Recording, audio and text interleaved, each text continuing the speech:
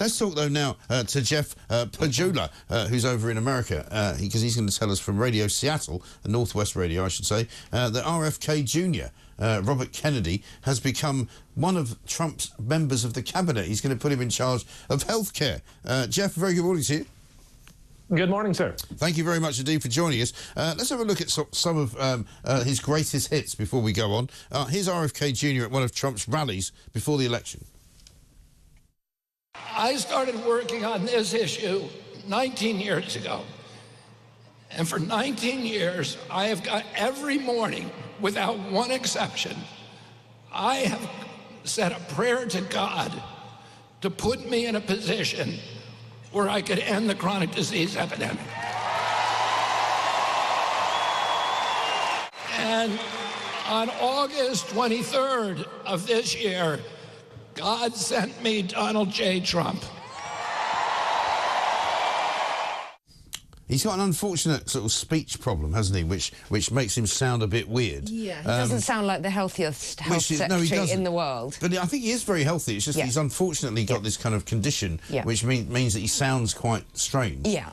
Which is one of the reasons why he actually didn't really continue his run for president, because he didn't think he could do very well. Here's what Trump had to say about him at a charity dinner just before the election.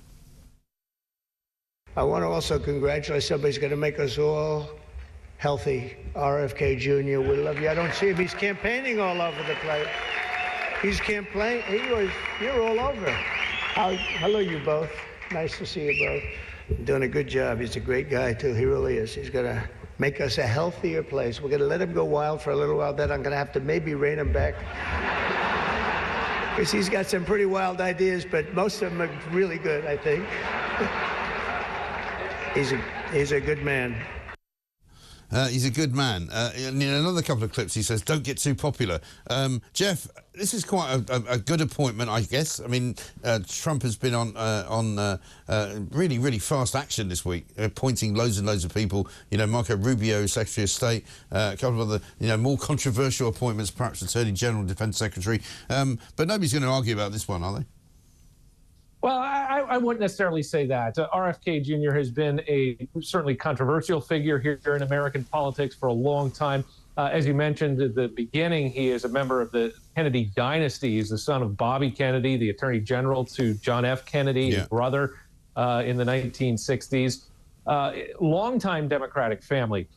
He is since, shifted his views a little bit, and a lot of that had to do with the pandemic and his views on vaccines and vaccine mandates. He did not like the mandates that a lot of the federal government and the state governments were putting on federal and state employees, respectively. Did not like the pressure that the health department, both federal and locally, were pushing for mask mandates and things of that nature. But at the same time, he's also pushed some wild conspiracy theories, such as vaccines causing autism. That's been widely debunked by the scientific community. So this, I think, is going to be something of an uphill battle for confirmation in the Senate. But as you said, certainly not as much of a challenge as, say, someone like Matt Gaetz for Attorney General. I mean, in terms of confirmation in the Senate, though, I mean, Trump has the Senate in his palm, does he not? Because it's a Republican Senate. He's now got the House of Representatives as well. So there's less likelihood, I would have thought, is there not, of any of these people being rejected?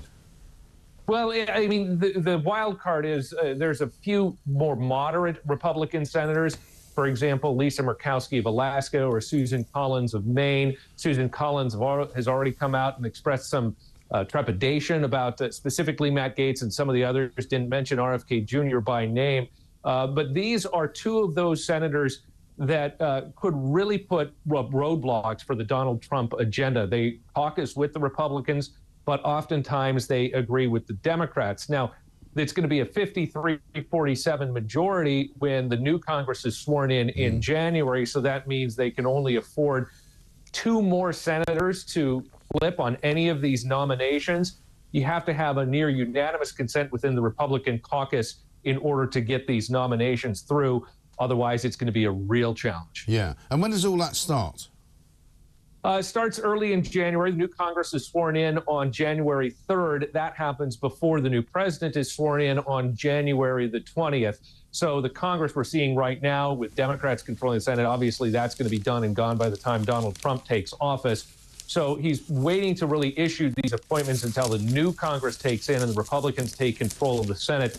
Oftentimes you'll see some of the hearings for the nominations throughout December. That's likely to wait until January when the new Congress is sworn in. Sure. Good stuff. Thank you very much. Jeff Pohjola there talking to us from Northwest Radio in Seattle. Emma Wolf is here. Interesting, on the front page of The Telegraph today, we got a picture of Trump's big guns drawing flag. That's Tulsi Gabbard, who's the intelligence chief. She likes a gun, doesn't she? She does like a gun. And there's an awful lot of videos going around on social media of her, firing pistols, firing rifles.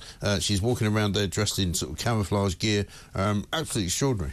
And I love plenty of sort of attractive, I can say, young lovelies, Republican lovelies posing with guns all over the internet. Yeah, it's a very American thing, isn't it? It is, and Trump loves it. But then we've got the likes of, the wet wipes, like Eva Longoria, the actress, saying she's dramatically quitting the US because she can't live in a country where Trump can be elected. Well, the truth is she's been living between Mexico and Spain for the last however many years. But of course, these celebrities using this as a way of flouncing out. I haven't heard from Robert De Niro, who was going to leave. Who was going to leave. Haven't heard from Barbara Streisand, who was going to leave. I know. Oprah Winfrey, who was going to leave. But Prince Harry and Meghan, well, of course. may have to leave. They may have to leave, which would be quite entertaining. But Mike, January the 20th, what a glorious day it's going to be when Trump is sworn in. It will be. It will be glorious because to just see. Watching the reaction still is hilarious. It is hilarious. And similarly, people leaving X as well. I keep every time I put my Twitter on. Do you keep missing where's the Guardian? Yeah, the Guardian have gone. Terrible. All these other people, these lovies are going. We're leaving, and they always have to make an announcement. It's like, why don't you just leave? Big leave. Yeah, I know.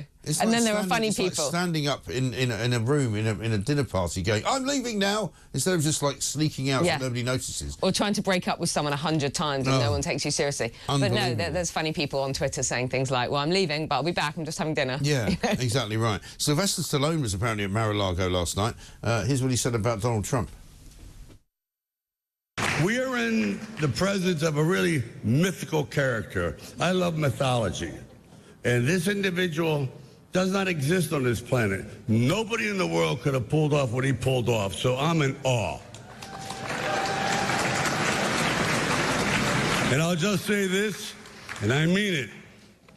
When George Washington defended his country, he had no idea that he was going to change the world. Because without him, you can imagine what the world would look like. Guess what? We got the second George Washington. Congratulations! He's a big fan. I mean, we should probably explain to him that a mythical character is somebody that doesn't exist. He doesn't make much sense, but come on. An endorsement from Rocky. From Rocky, yeah. You couldn't get better than that. Adrian! Yeah, I know. Absolutely brilliant.